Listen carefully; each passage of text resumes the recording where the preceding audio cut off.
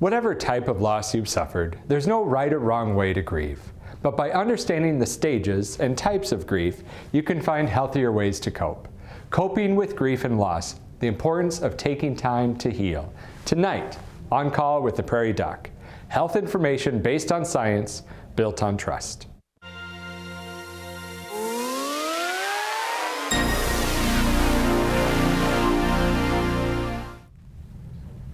Hello and welcome to On Call with the Prairie Doc. I'm Dr. Andrew Ellsworth, tonight's Prairie Doc host.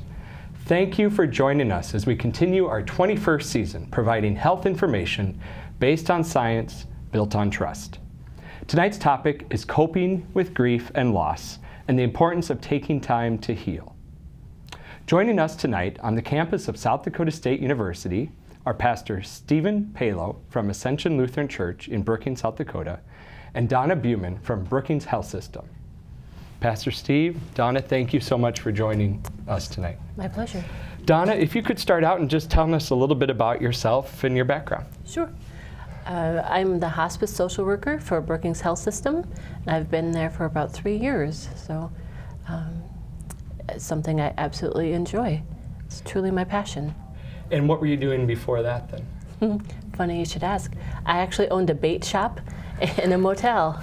Wow. Right? Before that would make more sense. I was a mental health counselor here in Brookings.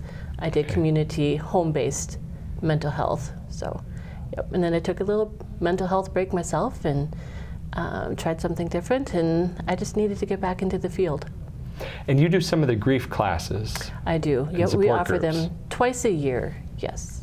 Okay. And so are those open to anyone, or are there a certain type of grief, or what? No, ours are open to anyone, and it doesn't matter if you've been through our hospice program or not. We have folks come from several miles away even. Awesome. Well, thank you so much for joining, and thank you both so much. This is a difficult topic, and it's one that, you know, sometimes, I know it was a little hard for me to get guests to come, because no one feels like an expert, right? Is there any right or wrong answer for grief? No. Nobody's an expert, right. And everybody's an expert. Yeah. You know, that's the problem.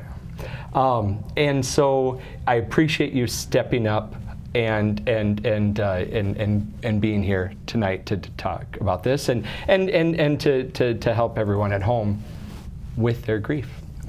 Pastor, if you could tell us a little bit about yourself as well. Please. Well, I am a pastor, as you said, at Ascension Lutheran Church. I'm a part of the Evangelical Lutheran Church of America, and in my own personal, kind of profession, I've always been attracted to this guy who said, "Blessed are those who mourn, for they will be comforted." And that little phrase of the Beatitudes by a certain guy out there has always fascinated me. And so I've trained quite a few years with Dr. Alan Wolfelt at the Center for Loss and Life Transition, and how we can walk with people to mourn their loss. And so I got into it simply, this whole grief thing, because as a pastor, every single day somebody walks in and there's a grief of one kind or another. And many times it's the loss of loved ones. And so I just wanted to learn, how can I comfort people the most in the morning? So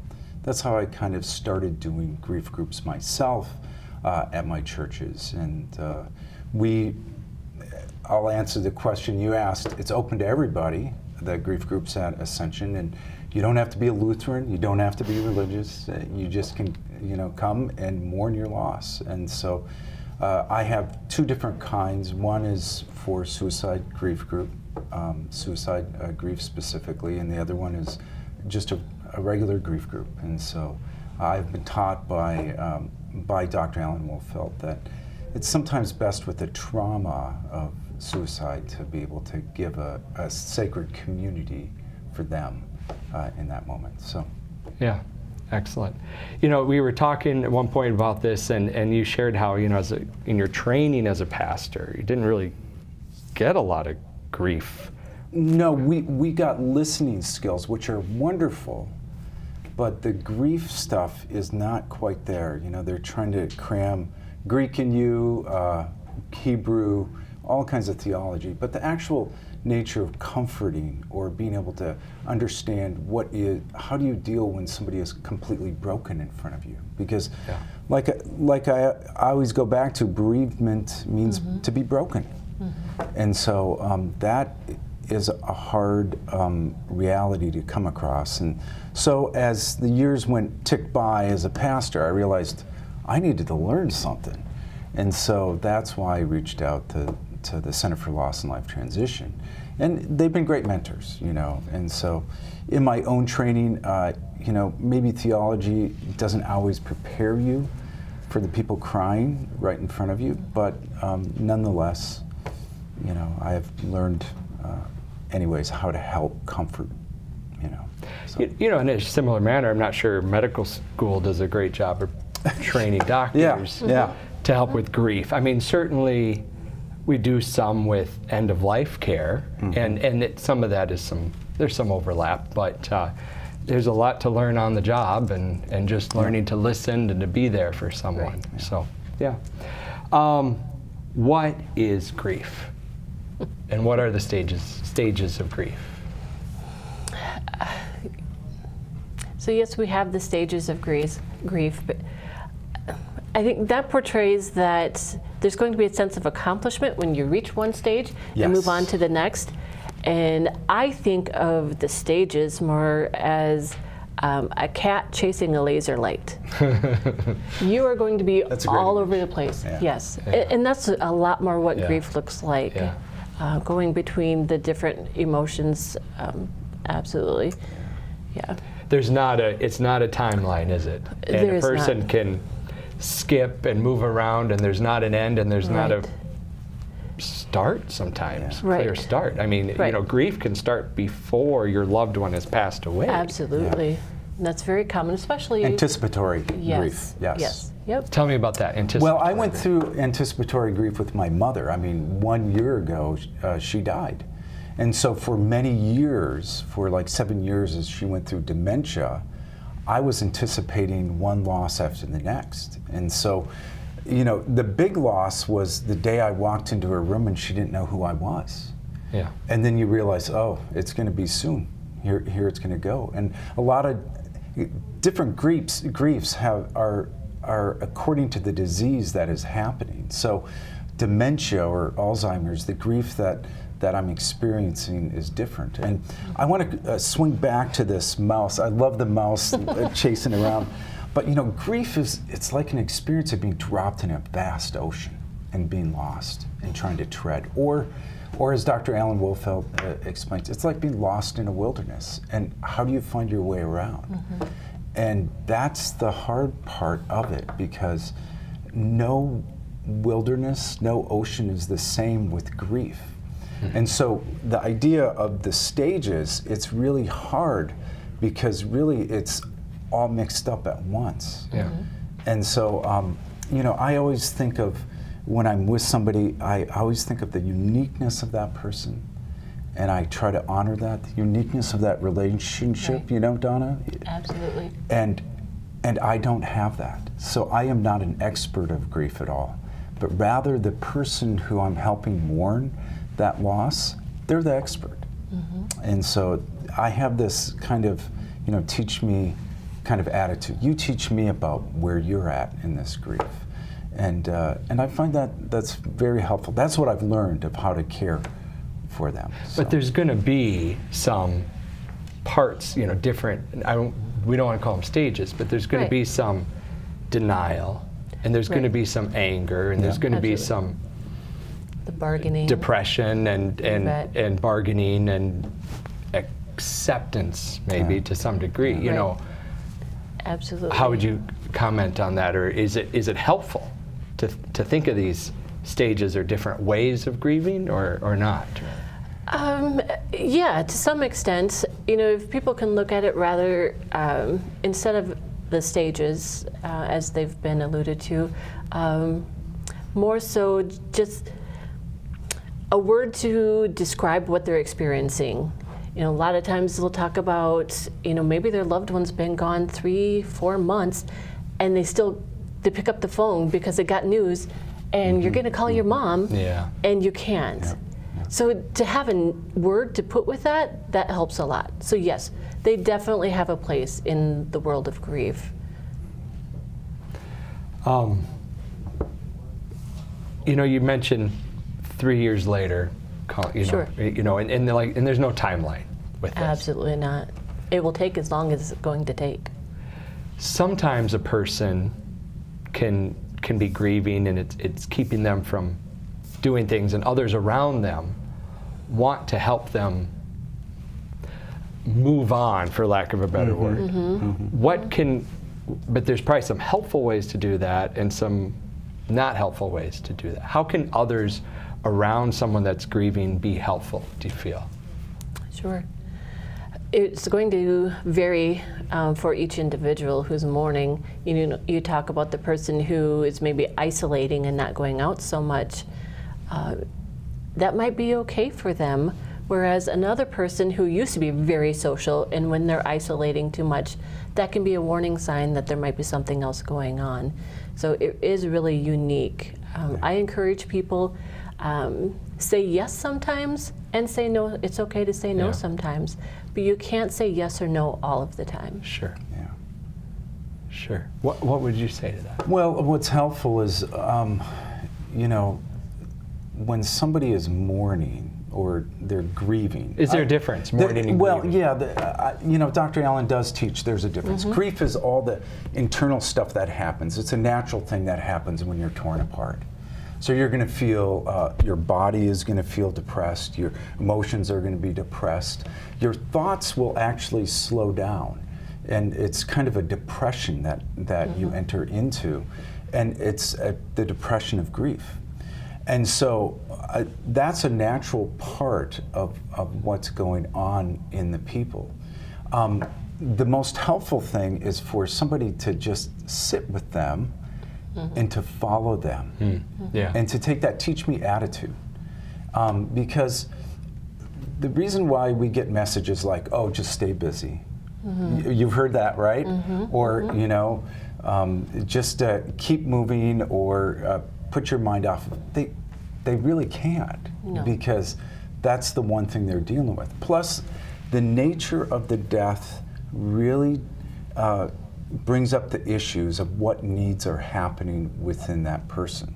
For instance, suicide grief, the question of why, Donna, we talked about why comes up all over, and we cannot rush to that question why, because sometimes we want to take it so rationally and say, well, we know why, but usually with the why question, there's a love question there. And so the reason why I don't like putting a time frame on grief is because it is a mystery. It's intertwined and dances with the loves of our lives. We have a graphic we want to put up, a good saying that I love that you brought up, the love. And that's what it comes down to. Your grief is going to be greater when you lost someone that you love. The love, and that loved you. About a love story. And so we've got here, when we lose someone we love, we must learn not to live without them, but to live with the love they left behind. Have you heard of that? No, I haven't. I haven't actually. That's a great one. I absolutely love it. Yes. Yeah. Just, knowing that their love did not die. No, Right. no. Their love is still with us and in you, and you can still share that and see that all around. And one of the examples of their love is the grief that you are feeling. Absolutely.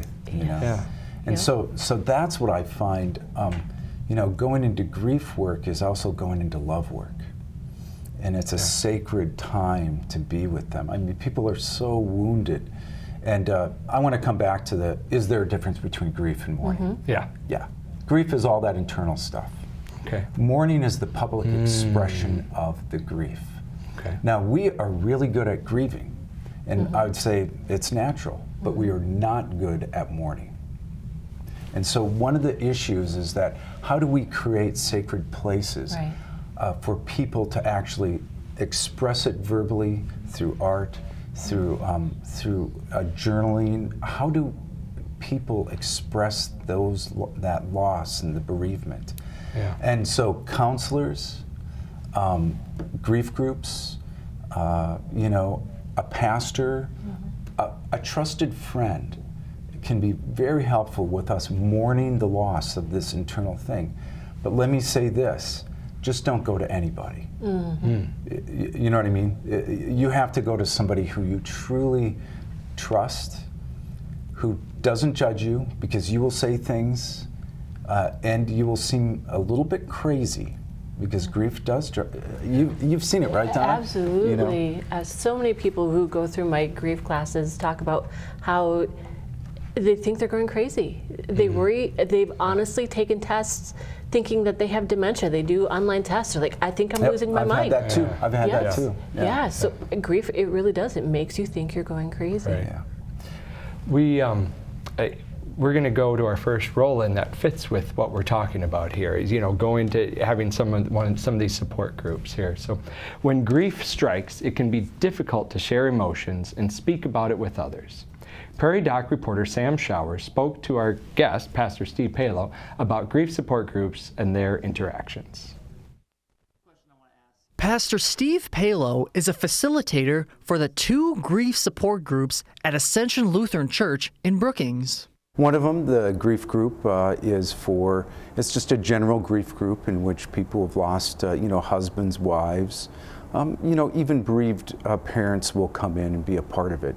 The second grief group we have is the suicide grief group, to help people to mourn the loss of loved ones who have died by suicide.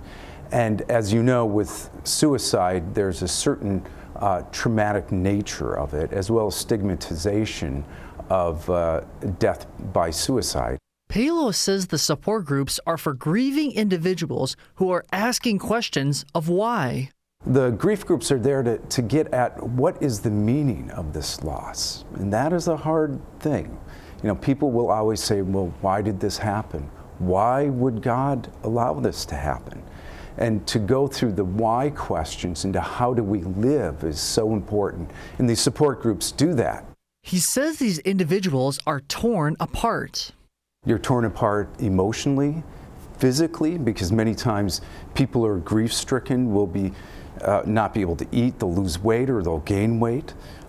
People will be torn apart socially, because people will struggle with how do they interact with this person. They will be torn apart spiritually even. And so the actual grief world is a world of being torn apart, or as we say, bereaved. Palo says he models his facilitator role in groups around Dr. Alan Wolfelt, who he has trained with for years.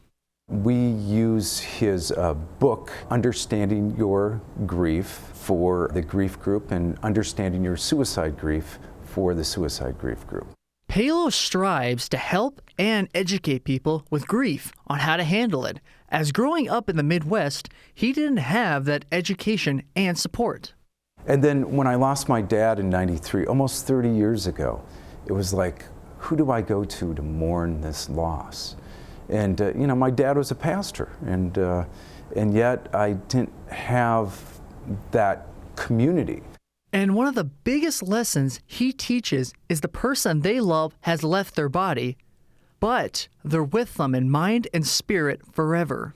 I never ask people to say goodbye to their loved ones anymore. I used to, but now I just say, it's time on this path of grief and mourning to learn how to say hello to them every day until the last breath of your life.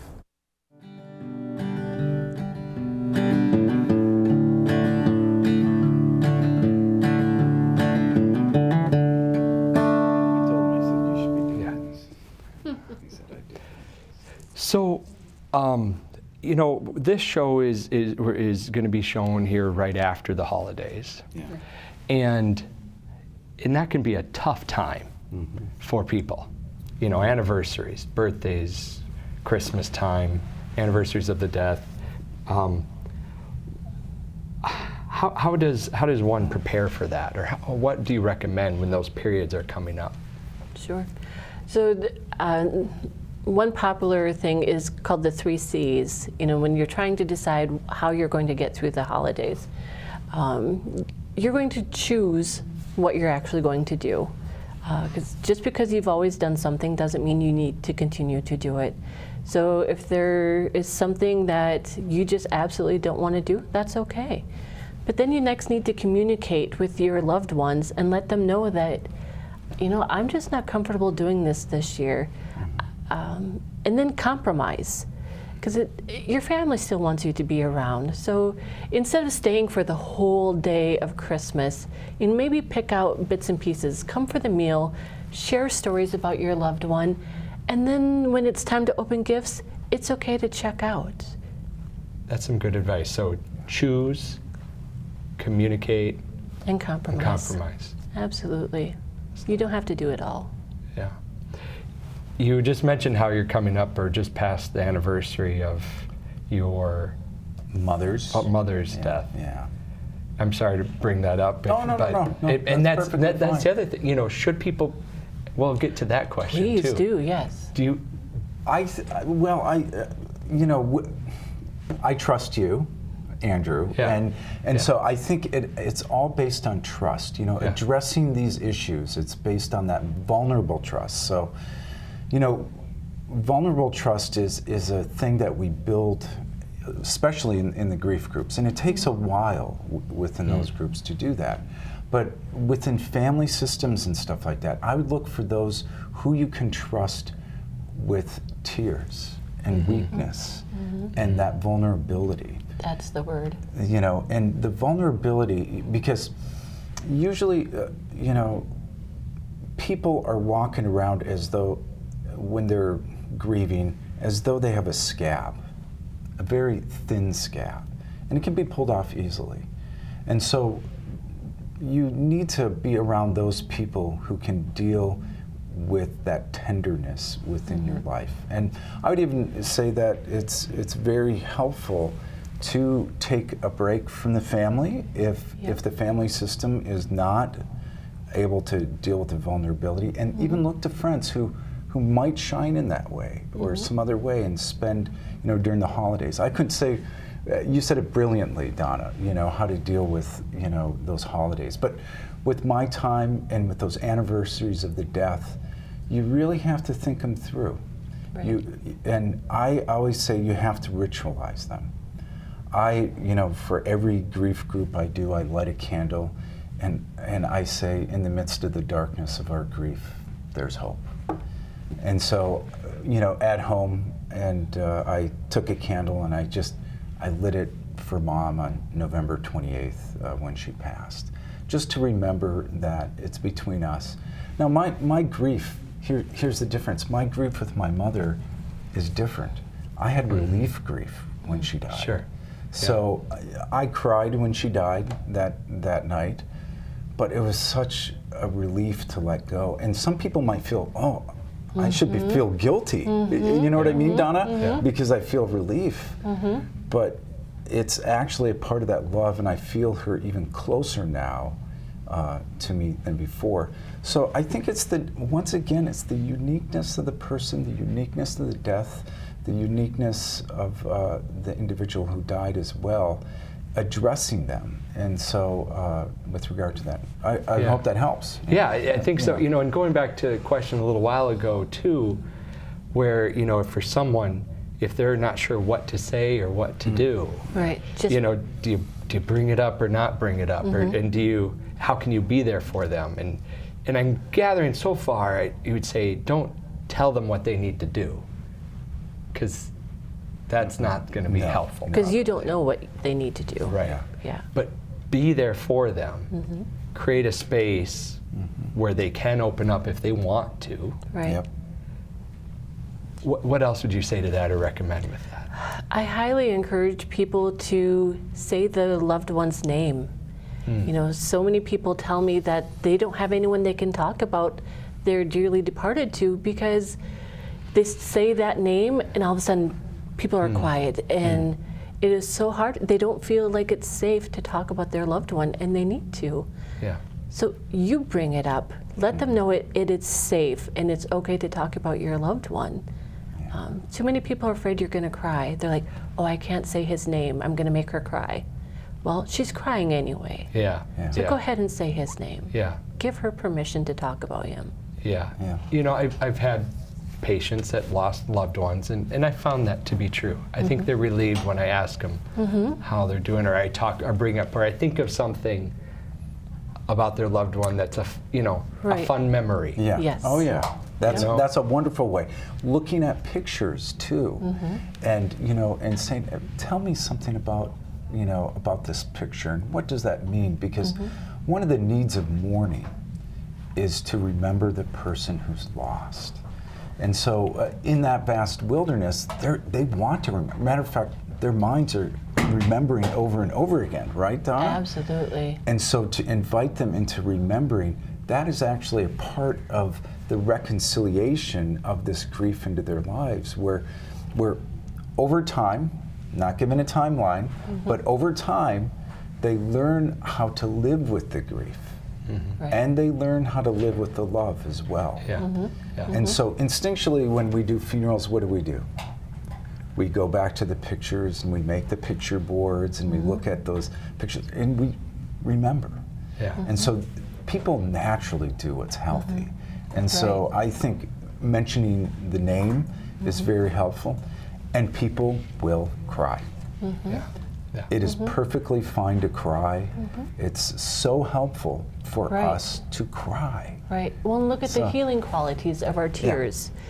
Oh, They've done studies, and tears we cry due to emotion, they have a different makeup than tears we cry because we're cutting an onion.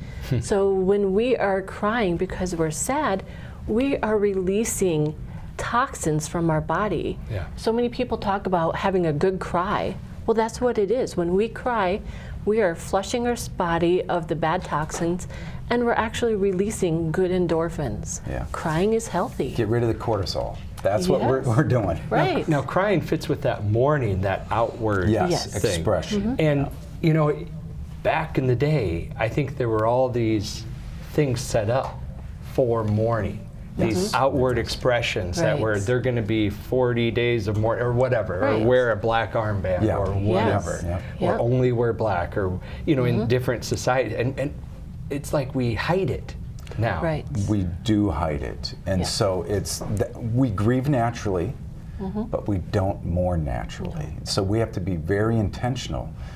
Dr. Alan Wolfelt, I was watching one of his videos, and he did point out, look at how many new homes are built without porches. So we're isolated even Yeah. more.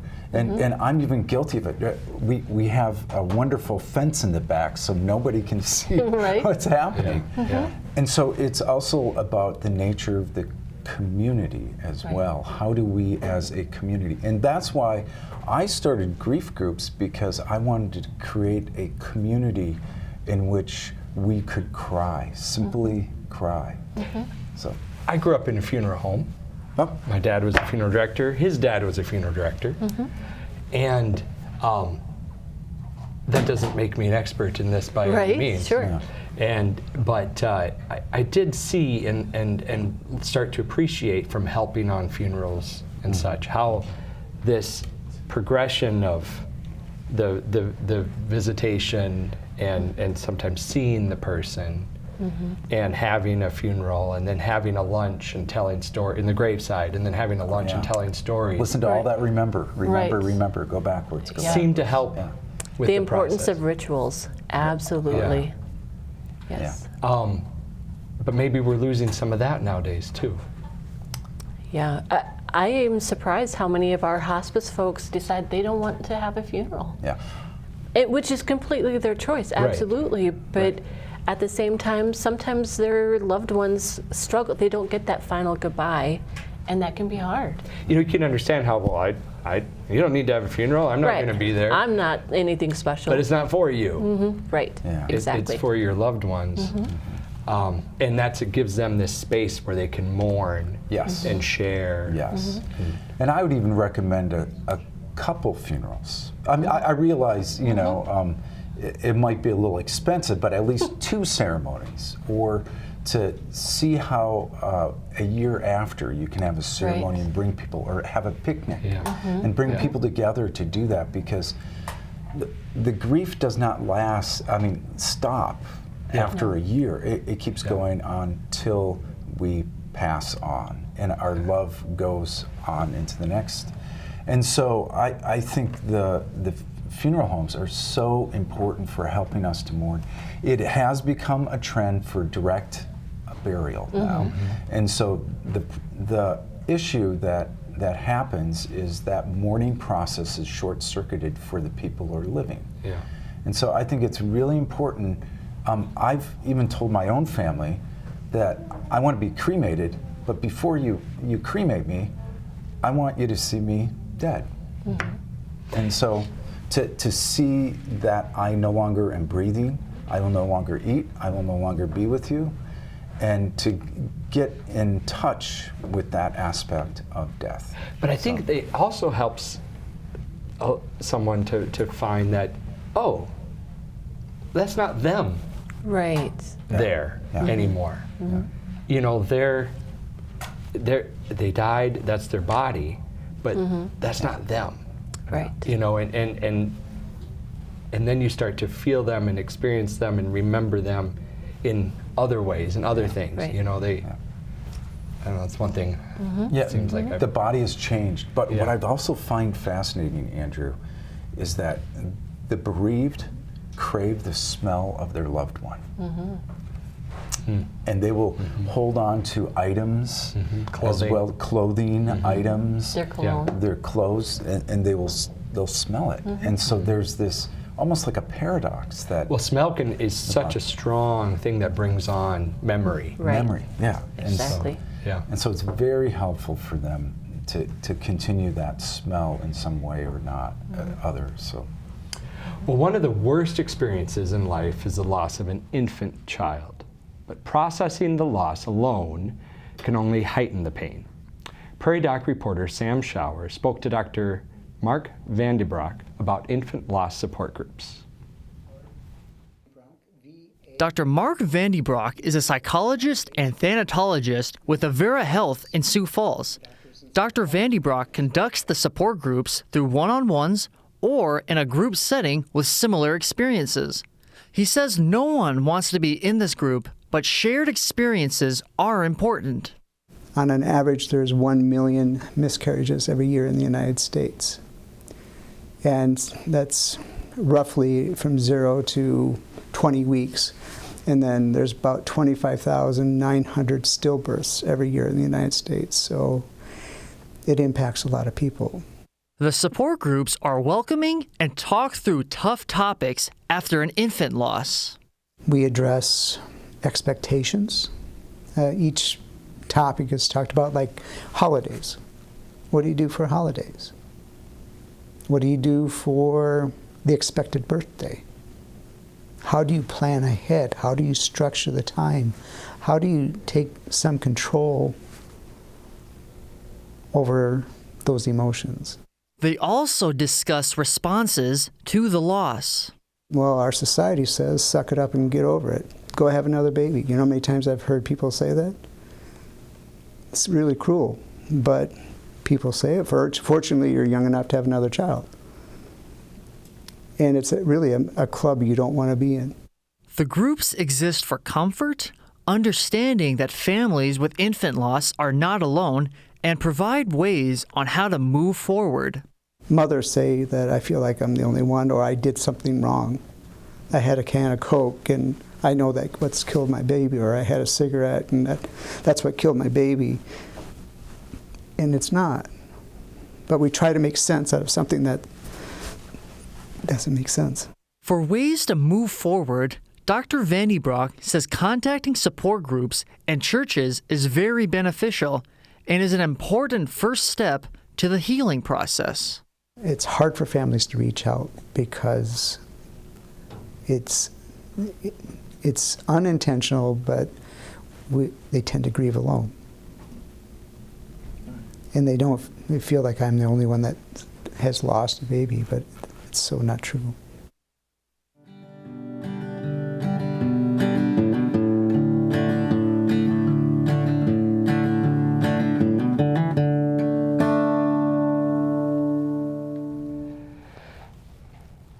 So I can't imagine losing a child.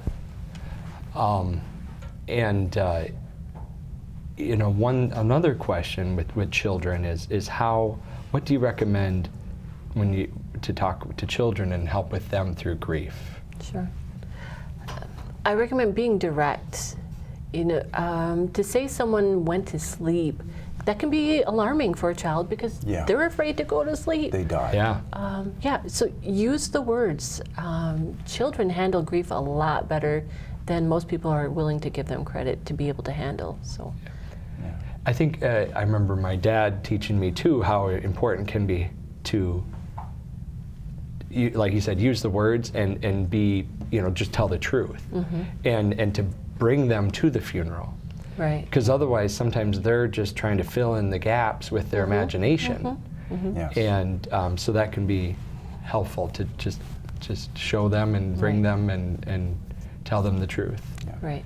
Absolutely. And sometimes the children will communicate non-verbally to you with headaches, with sleeplessness. They may even go back in their developmental regress. And so to pay attention to that, and then also the bereaved parents. Yeah.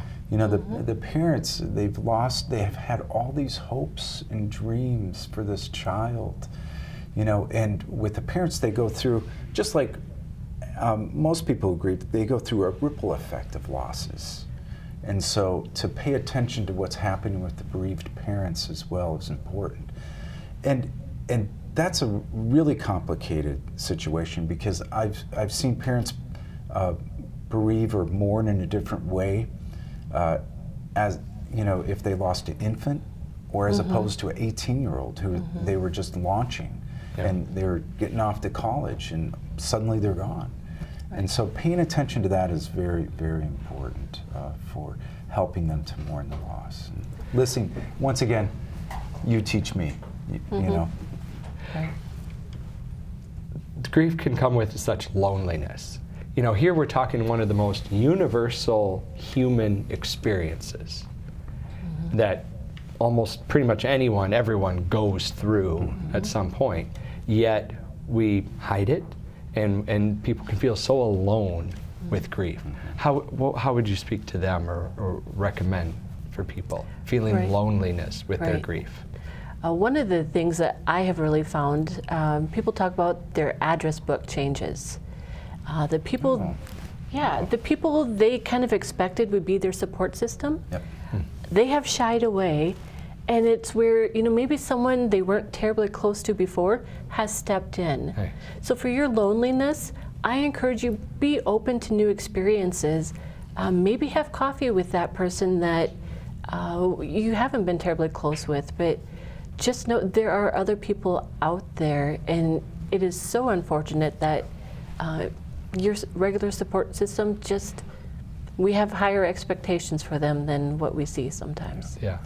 And of course, they're probably afraid or not sure what to do or whatever. But so they just don't. Yeah. Yeah, absolutely.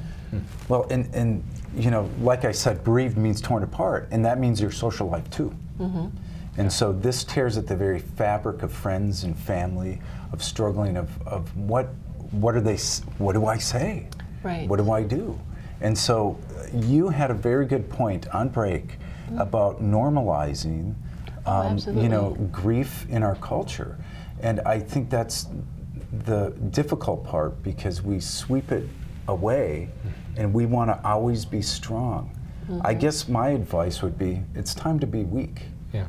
That's what, and it's okay to cry and be weak and be able to accept support from others. Because the needs of mourning, that's one of the biggest one, to allow somebody to support you, but to find that right person. I love it in the address book. Yeah. In the address book of the person who you truly can trust and who's non-judgmental, will be there with you at 3 a.m. So. Donna, when does the depression of grief merge or become unhealthy, or it might be more something more? Right. Something to really look forward is maybe not going out anymore. That person who just is very isolated, says no to every invitation, that's something to look for. And obviously grief has ups and downs. We have our good days, we have our bad, we might even have a good hour and a bad hour. It can go quickly, but for those folks who just never, they go down and they don't find themselves going back up, that's something to pay attention to, because you should get some ups as well. So if you're down almost all the time or 80% of the time, that's a sign that, it would be a good idea to go talk to someone. How can you get them help, do you think? Sure. It's hard to get them to, if they're wanting to stay home all the Right, time. absolutely. That is tough. Sorry. Right? Yeah, thanks. No. I used to try to, back when I was a mental health counselor, sometimes instead of sending that person to counseling, like if you can do something on your own and encourage them to be a part of it, where you're not fixing them, but you're inviting them to be included, sometimes that's a way to open the door. Yeah. Good. I think one of the ways in which we can help those folks is this program right now. I'm so thankful for you and for Donna and for everybody putting this on, to be able to bring up the issue of grief and mourning and of bereavement, of loss. And in many ways, if people see this, I would hope that they would see an imaginary little candle right here with the light, that in the midst of their grief, whether they've lost an infant or whether they've lost a husband, a wife, boyfriend, girlfriend, whether they've lost them to suicide, that there is a hope, and that we are talking about this in a public way. This helps to get at that loneliness. And so, part of us just raising our voices up and saying it's okay to talk about this. So, well, we've done this show for 21 seasons now, and I don't think we've ever focused on grief. We've certainly done end of life and some of that, and hospice, which is all very important too. But bringing it up and being comfortable and letting people grieve and giving them that space. And so well, thank you both for coming here and sharing with them.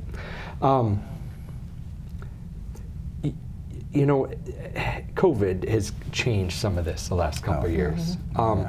Has COVID affected the grieving process and allowing people to mourn and share differently than before?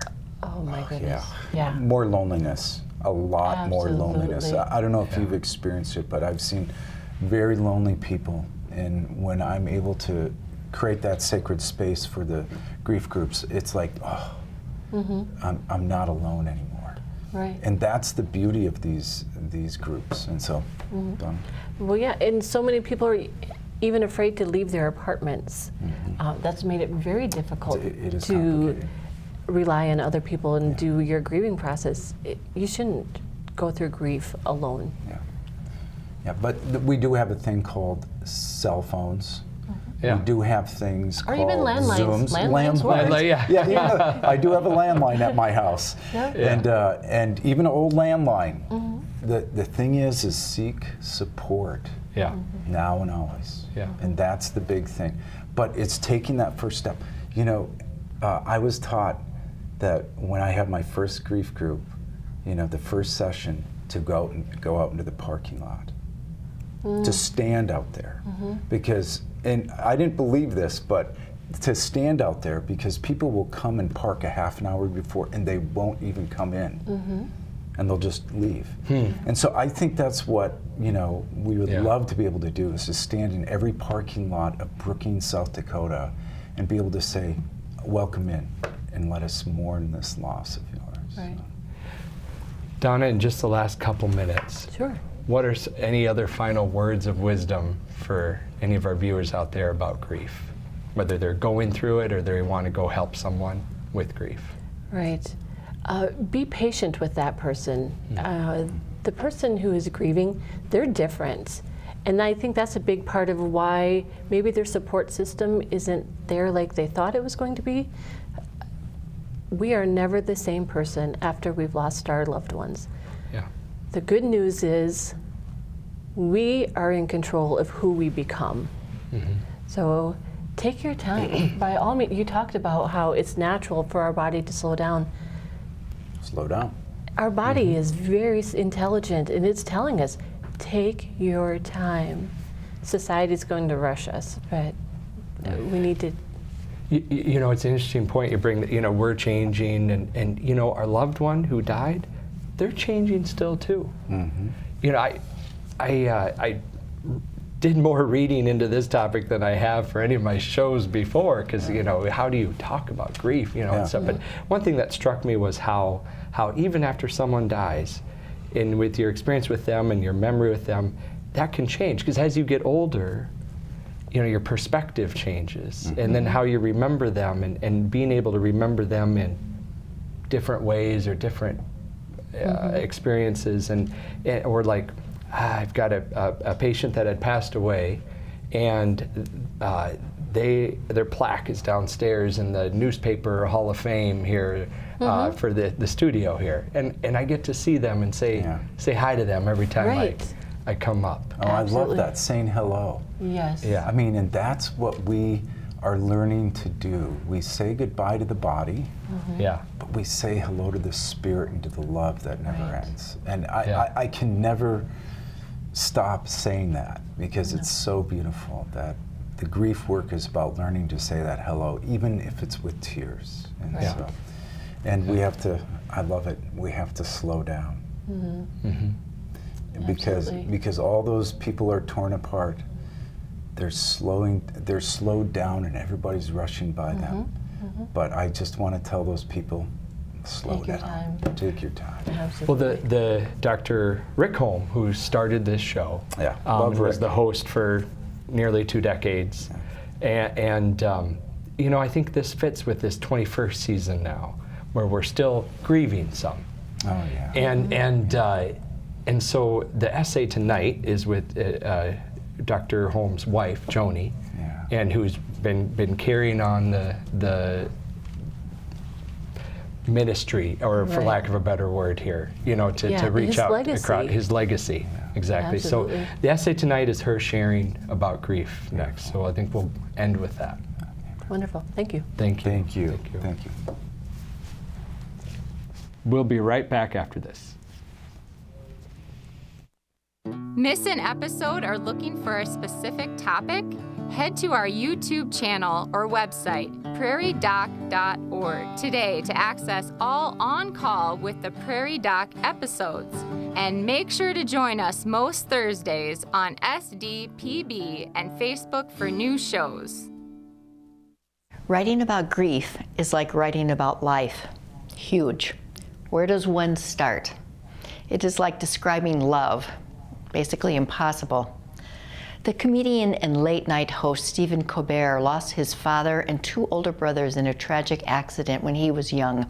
And he said about grief, "It is a gift to exist, and with that gift comes suffering. If I am grateful for life, I must be grateful for all of it. I hope that grief stays with me, because it is all the unexpressed love I didn't get to tell you." So even though grief may be difficult to describe, I'm working to do what Rick taught me, to share my grief publicly, as he did his death. As I've sought to live with my grief, I have found tips and ideas that have helped. Not every tip will be pertinent to every person, so use your judgment as you address someone in grief. Talk about the one who has died. They are generally the grieving person's favorite subject. Contact the person in grief frequently. Loneliness can be consuming. Remember birthdays and anniversaries, which can be emotional triggers for the one grieving. Include the grieving person in activities. Sometimes getting away from the grief can be a relief. Offer to help a person in grief with household chores, as these tasks can become overwhelming. Better yet, just show up and help. Be aware that grief can be a roller coaster, high one day and low on another. Grief can be exhausting. Realize that a person in grief may need extra rest. Consider the vulnerability it takes for a grieving person to ask for help. the grieving person may suffer in silence rather than admit defeat. And last, for this incomplete list, grief has no right or wrong, and it has no timeline. Every individual is different. The songwriter Nick Cave said, "It seems to me that if we love, we grieve. That's the deal. That's the pact. Grief and love are forever intertwined. Grief is the terrible reminder of the depths of our love, and like love, grief is non-negotiable." Rick showed us courageously how to face death while honoring life, with love and joy instead of dread. Now maybe those of us who grieve can see the shape of our love in our grief. The poet John Riddell wrote, "Your grief is a temple in your heart that honors that love." I hope that I continue to find wisdom in this grief as I continue my journey.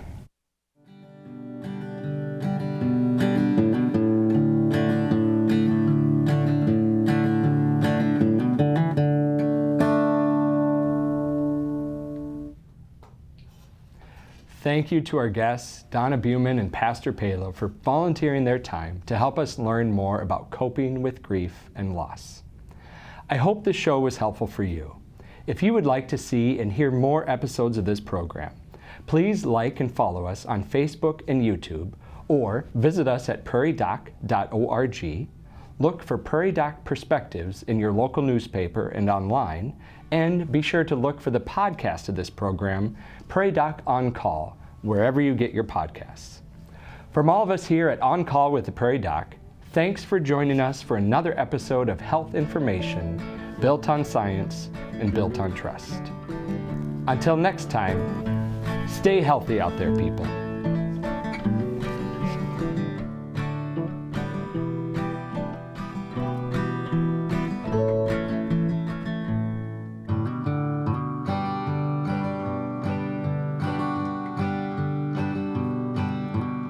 Skin cancer is the most common cancer in the United States. Some are at higher risk of skin cancer than others, but anyone can get it. We review the different types and how they affect the body. Skin cancer, next time on Call with the Prairie Doc. Effective use of information is the foundation of modern public health practice. Hello, I'm Dr. Jennifer May of Rapid City, and I serve as a volunteer board member for the Healing Words Foundation, the 501c3 that supports the Prairie Doc media. Prairie Doc programming is designed to improve health literacy, including improving knowledge which is conducive to individual and community health. Founded by Rick and Joni Holm, Prairie Docs and other medical professionals volunteer many hours every week to share information based on science, built on trust. Thank you for following Prairie Doc Media on Facebook, Instagram, Twitter, and our YouTube channel. Plus, catch us most Thursday nights at 7 p.m. on SDPB.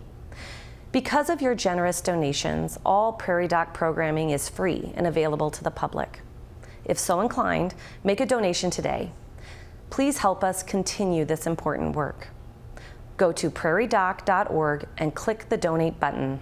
Don't want to donate online? Send us an email and our staff will send you a pledge card in the mail. Thank you for supporting the Prairie Doc. Information based on science, built on trust.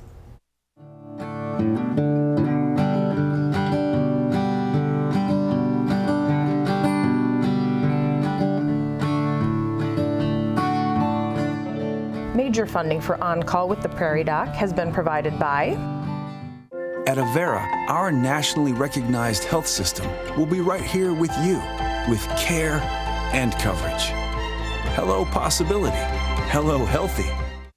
Larson Manufacturing is proud to support On Call with the Prairie Doc as it continues to open doors for important medical information. and with the ongoing support of these individuals and institutions. Brookings Health System, Ophthalmology Limited, South Dakota Academy of Family Physicians, Avera Heart Hospital, First Bank and Trust, Dakota Allergy and Asthma, Vance Thompson Vision, Monument Health.